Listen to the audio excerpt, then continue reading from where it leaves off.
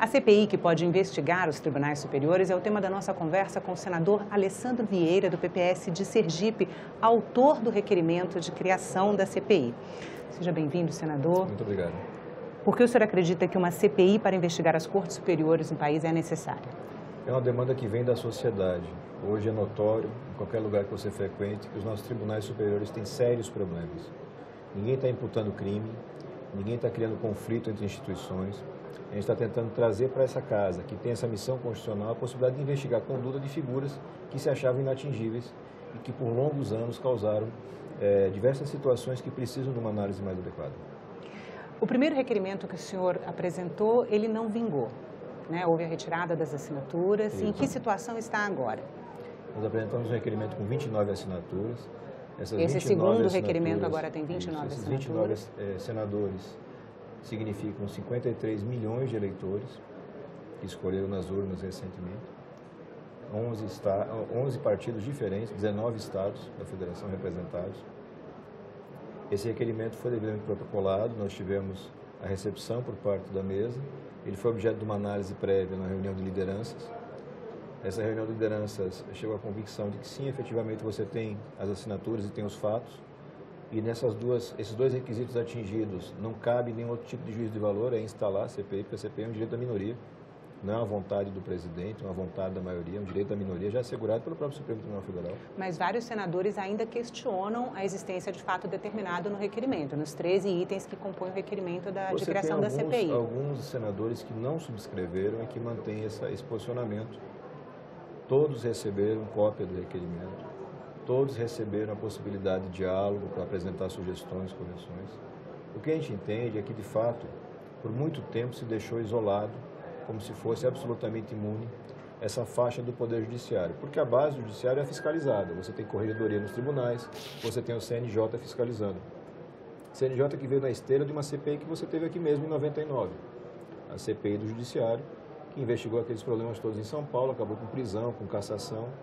Daquele debate, você teve uma boa medida. Investigou a construção de um tribunal superior, né? Identificou todas aquelas fraudes, enfim, licitação, o chamado juiz Nicolau, Lalau, e aquela coisa toda.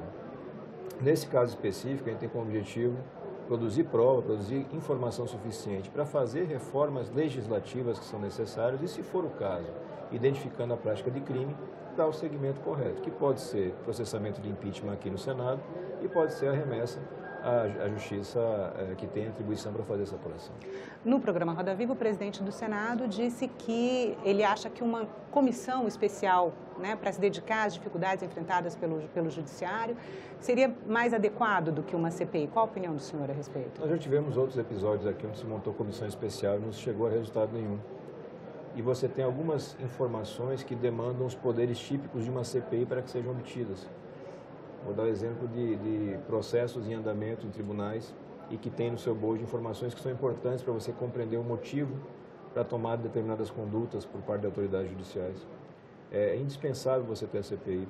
É uma resposta que você está dando para a sociedade e é uma resposta dentro dos limites da lei. Se o Congresso não consegue se colocar à disposição para atender aquilo que a sociedade quer dentro dos limites, você passa a ter, como estamos tendo, manifestações exacerbadas. Fim do Judiciário, fim do STF, cassação, nada disso é legítimo e nem deve acontecer. Mas você tem sim que dar tratamento a demandas e a denúncias que já se arrastam há tanto tempo. E como é que o senhor avalia a possibilidade de uma crise institucional provocada por uma investigação nas cortes superiores? Eu não vejo nenhuma possibilidade de crise institucional na medida que as pessoas se respeitem como integrantes de instituições e não como a instituição em si.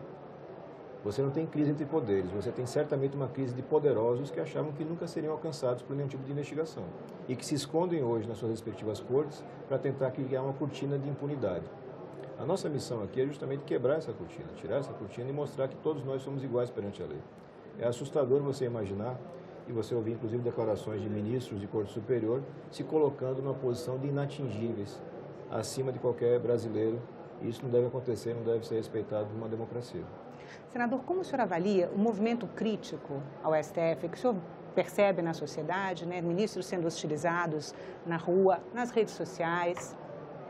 A partir do momento que você começou a ter a transmissão dos julgamentos, que as pessoas puderam começar a acompanhar como se fazem as decisões, as pessoas se aproximaram e entenderam que tem problemas sérios acontecendo ali. E a cobrança aumentou.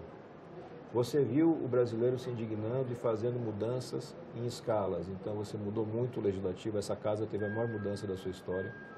Também tivemos uma mudança inédita na Câmara dos Deputados, nos governos estaduais. As operações, investigações levaram a prisões, levaram a cassações. E essa faixa do judiciário, a faixa superior, permaneceu absolutamente incólume. E é evidente que nós temos problemas ali que precisam de apuração.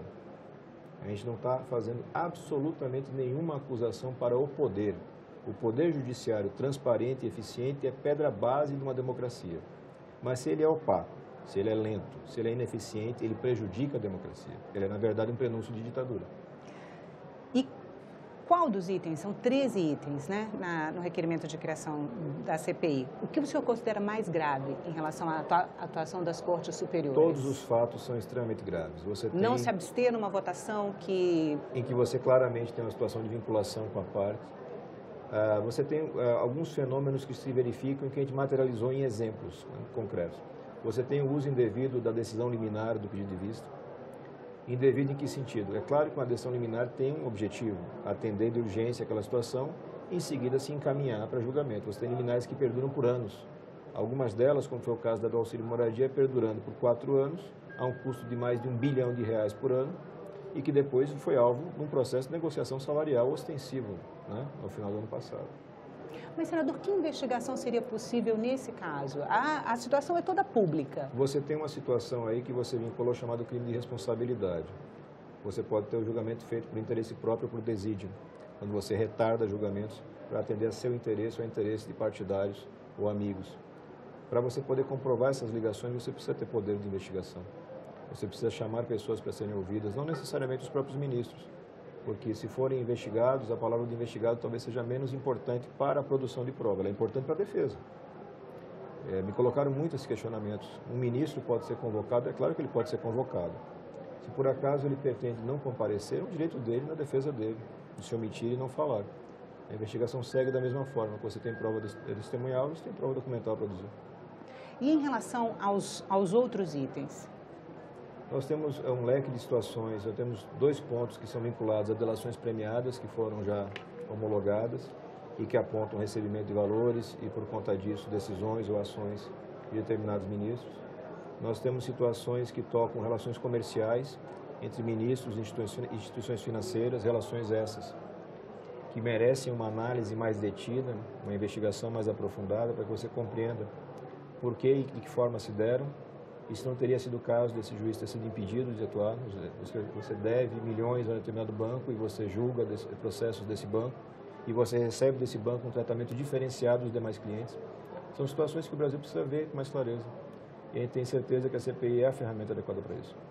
E, atualmente, a CPI aguarda um parecer técnico, isso, que avalia a constitucionalidade. O presidente Davi estabeleceu uma etapa que não está no regimento e não está na lei, mas que me parece prudente, de verificar, junto com a consultoria, se tem algum tipo de restrição com relação àqueles fatos que apontamos.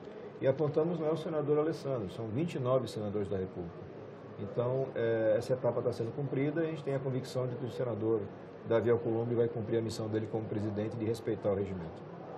Senador, muito obrigada pela entrevista. A gente conversou com o senador Alessandro Vieira sobre a CPI dos Tribunais Superiores. Se você quiser rever este programa ou assistir a outros programas da TV Senado, você pode ir no nosso site, senado.leg.br/TV, ou no canal da TV Senado no YouTube. Se você quiser mandar uma crítica ou sugestão, liga para a gente. É 0800 61 22 11. A ligação é gratuita. Obrigada pela atenção e até a próxima.